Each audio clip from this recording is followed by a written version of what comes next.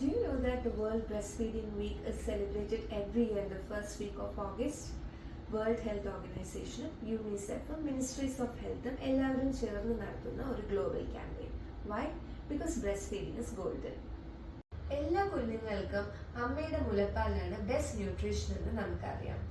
It's a complete food, easily digestible, and it contains a lot of factors like nutrients, growth factors, hormones, immunological factors. ഇതെല്ലാം കാരണം കുഞ്ഞുങ്ങൾക്ക് ഒരുപാട് infections and അലർജീസിൽ നിന്നും protection ലഭിക്കുന്നു.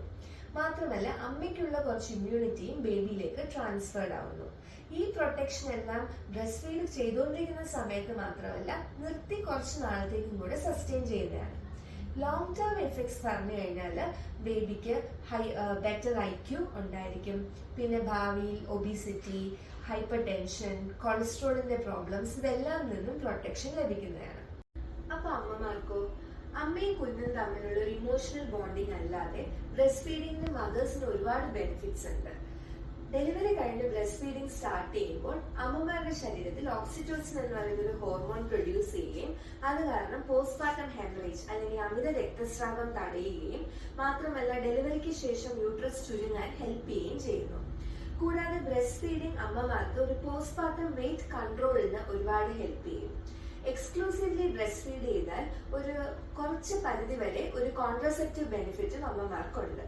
മാത്രമല്ല ഈ ബ്രസ്റ്റ് ഫീഡിംഗ് ചെയ്യുമ്പോൾ നമ്മുടെ ശരീരത്തിലെ കാൽഷ്യം അബ്സോർപ്ഷൻ കൂടുകയും ഭാവിയിൽ എല്ലിന് തേയ്മാനം, ഓസ്റ്റിയോപോറോസിസ് പോലത്തെ കണ്ടീഷനിൽ നിന്നും പ്രിവെന്റ് ചെയ്യുകയും ചെയ്യുന്നു.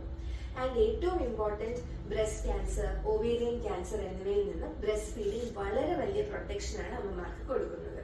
So it's best advised that all newborn babies are exclusively breastfed for 6 months and continued for at least 2 years. Every breastfeeding journey is different. And it's not an easy task.